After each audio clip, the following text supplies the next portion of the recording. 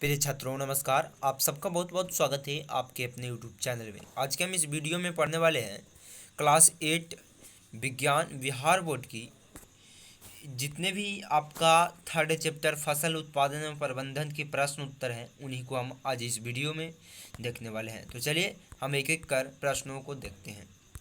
जैसा कि आप लोग यहाँ पे देख सकते हो, आपका चैप्टर का नाम क्या है? थर्ड चैप्टर फसल उत्पादन एवं प्रबंधन। तो हम आज इनके अभ्यास के प्रश्न उत्तर को देखने वाले हैं। तो सबसे पहला अभ्यास के प्रश्न में है कि सही विकल्प चुनिए। पहला में है कि धान की फसल है, तो धान की जो फसल होती है वो खरीफ होती है। चना की फसल है, रबी है।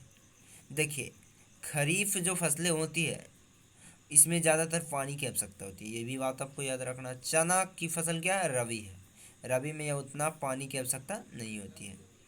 उर्वरक है, उर्वरक जो होते हैं वो अकार्बनिक लवण होते हैं, ठीक है ना। कार्बनिक लवण नहीं होते हैं, अकार्बनिक लवण होते हैं। खरपतवार हटाने को क्या कहते हैं? तो खरपतवार को हटाने को निराई कहते हैं, ठीक ना, या निकौनी हम देहाती भाषा में जानते हैं, ठीक है ना। पांचवा जो आपका प्रश्न इसी में कि अनाज का भंडारण किया जाता है, तो आप लोग यह जानते हो कि जूट के बोरा में भी किया जाता है, धातु के पात्रों में भी किया जाता है, कोठी में भी किया जाता है, एफसीआई गोदाम में भी किया जाता है, उपयुक्त सभी में किया जाता है। तो हम आपको बताते हैं कि इसका जो राइट आंसर हो जाएगा उपयुक्त सभी हो जाएगा। क्यों? क्योंकि देखिए, जूट के बोरा में भी हम लोग अनाज के भंडारण कर सकते हैं, धातु के पात्र में भी करते हैं, कोठी में भी करते हैं, एफसीआई गोदाम में भी करते हैं। तो हम इसका उत्तर जो मारेंगे 18 नंबर उपयुक्त सभी मारेंगे, ठीक। अब आगे है दूसरा प्रश्न कि रिक्त स्थानों की पूर्ति कीजिए, जिसमें पहला है कि मिट्टी को उलटने पलटने की प्रक्रिया को क्या कहते हैं?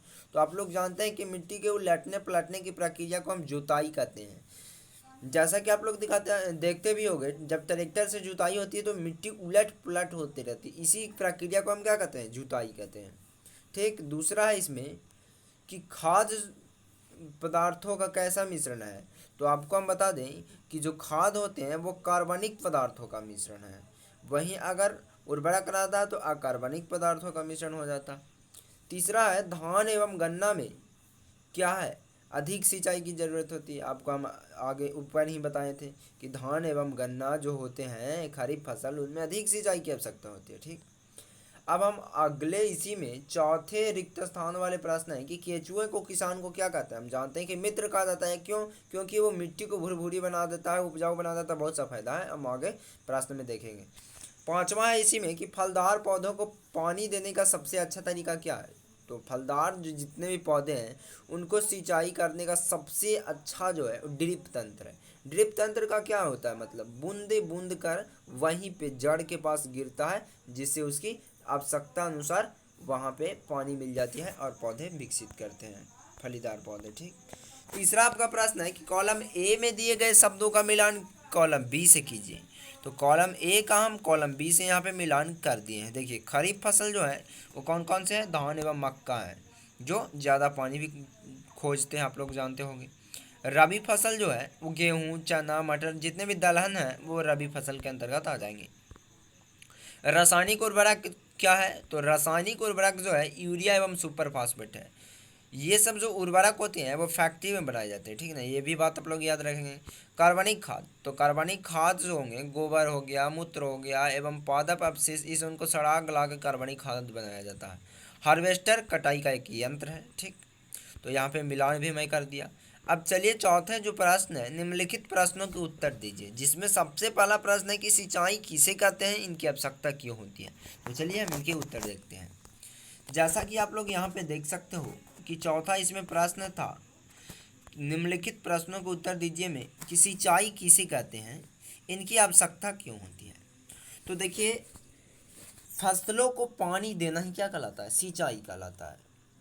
प्यारे बच्चों, आप लोग देहाती एरिया से अगर बिलोंग करते हो तो ये सब जो ये लेसन जो है ना, ये खेती बाड़ी से ही रिलेटेड है।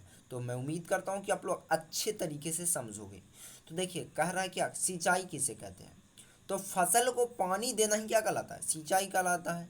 आप लोग देखते होंगे कि अगर आपके पिताजी किसान होंगे, मैं उम्मीद करता हूँ कि अधिकतर के पिताजी होंगे जो किसान ही होंगे, तो जितने भी किसान के बच्चे हैं वो आप लोग ध्यान दें कि आप लोग पौधे को पटाते हो, ठीक, मोटर से पटाते हो।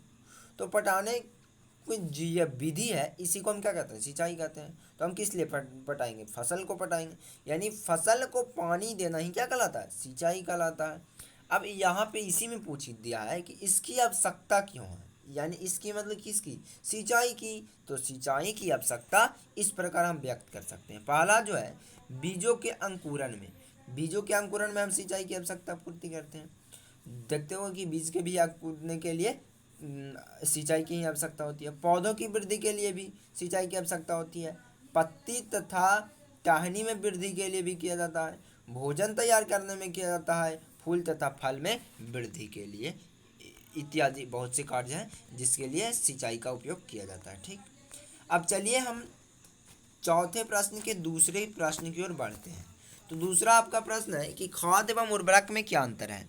तो देखिए, खाद एवं उर्वरक में निम्नलिखित अंतर है। निम्नलिखित मतलब होता है नीचे लिखा हुआ है, अंतर मतलब तो आप जान ही रहे हो, डिफरेंट।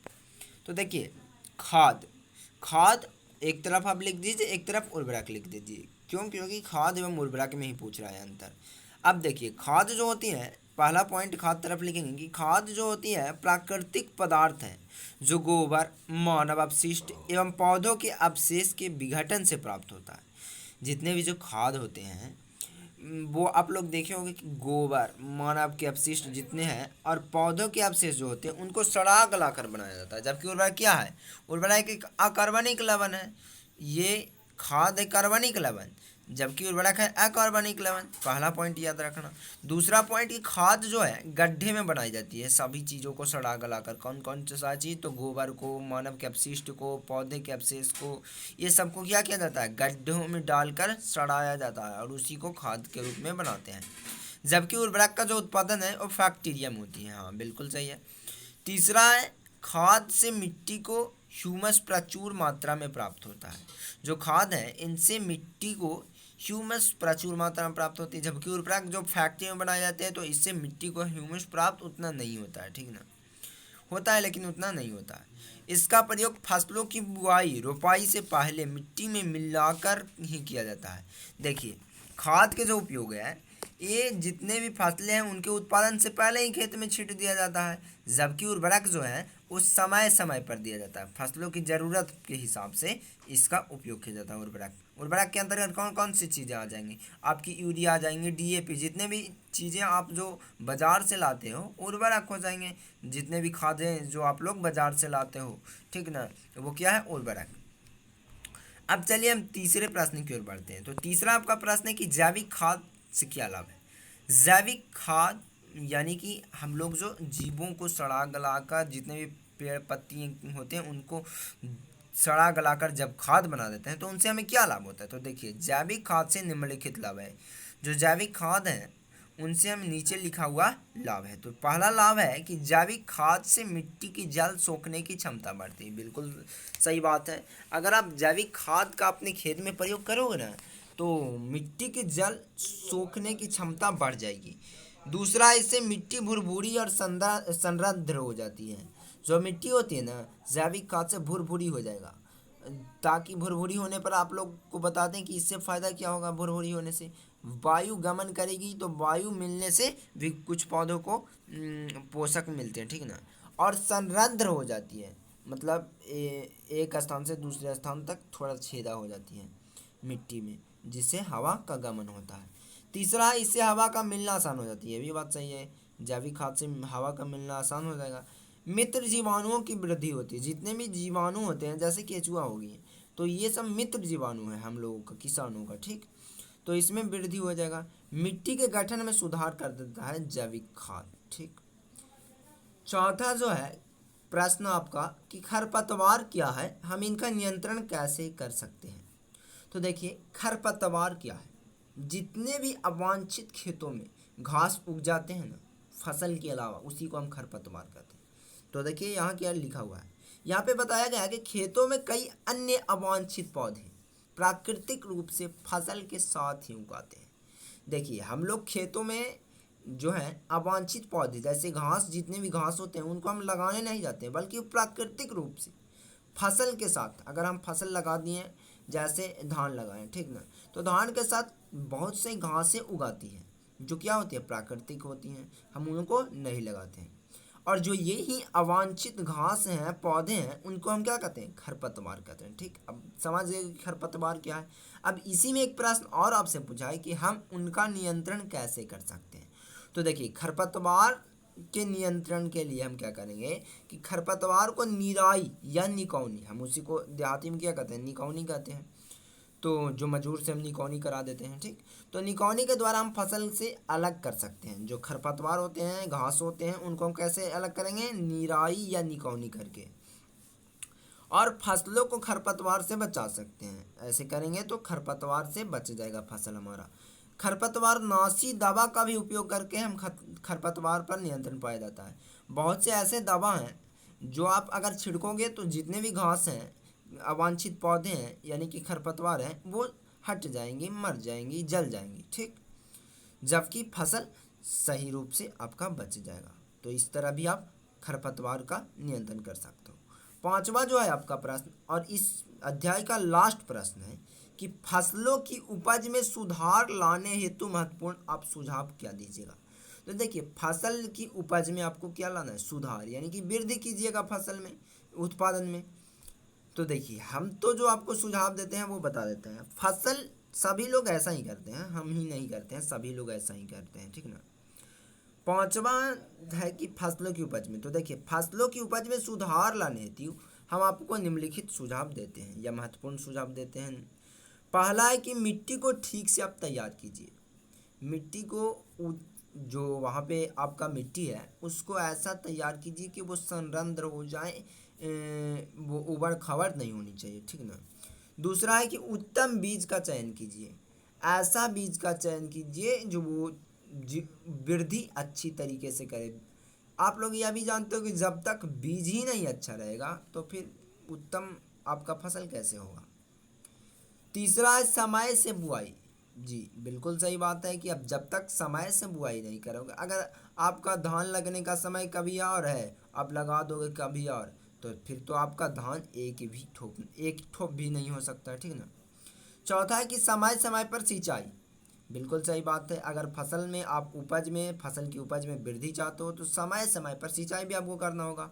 पांचवा है समय समय पर निकौनी। जी हाँ, निकौनी आप मजदूर से करा दोगे तो वो जितने भी खेत में अवांछित पौधे होंगे, खरपतवार, उनको हटा देगा। ठीक, जिससे फसल वृद्धि होगी। छठवां पर इसमें पॉइंट है कि जैविक खाद का अधिक से अधिक प्रयोग करेंगे। हम लोग क्या करते हैं कि बाहर से खाद ले जाते हैं। कौन? तो डीएपी, यूरिया, ये सब हम लोग खराब ही करते हैं। जैविक खाद का प्रयोग कीजिए, यानी कि हम लोगों के द्वारा जो बनाया जाता है, फैक्ट्री में नहीं, हम लोग बनाते हैं गड्ढे में डालकर, गोबर, सड़े गले पत्ती इत्यादि को हम लोग डालकर सड़ा गलाकर उसे खाद, जैविक खाद बनाते हैं। इसका अगर आप उपयोग करोगे तो हमको लगता है कि आपकी जो खेत है उपजाऊ हो जाएगी। ठीक। सातवां पॉइंट की वैज्ञानिक पद्धति से खेती कीजिए। देखिए, वैज्ञानिक पद्धति करने का अर्थ क्या है? बहुत सा ऐसा सिंचाई विधि बताए हैं वैज्ञानिक लोग, उनका अगर प्रयोग करोगे तो उससे भी आपको वृद्धि होगी। ठीक ना। जैसे देखिए, ड्रिप तंत्र, यानी कि बूंद बूंद करके सिंचाई भी होती है, लेकिन उतनी तो देहात एरिया में मुझे नहीं लगता है कि उतना अभी आ सकता है, लेकिन कुछ कुछ शहरों में ऐसा करते हैं।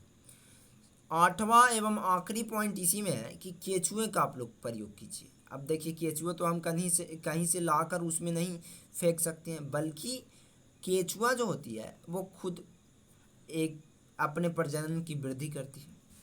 तो केचुओं का हम प्रयोग नहीं करेंगे इस स्थिति में, लेकिन यहाँ पर हम लिख दिए हैं आपको पॉइंट। अगर आपका सभी पॉइंट घट जाए तो आप एक्स्ट्रा में यह भी जोड़ सकते हो कि केचुओं का प्रयोग करके। तो हम इस तरह से हम देख लिए 5वें प्रश्न के उत्तर। मैं उम्मीद करता हूँ कि जितने भी इस अध्याय में प्रश्न उत्तर थे अभ्यास के, वो सभी को मैं सोल्व करा दिया। अगर वीडियो पसंद आए तो मेरे चैनल को सब्सक्राइब कर लें, वीडियो को लाइक करें। Thanks for watching video. फिर मिलेंगे अगले वीडियो के साथ।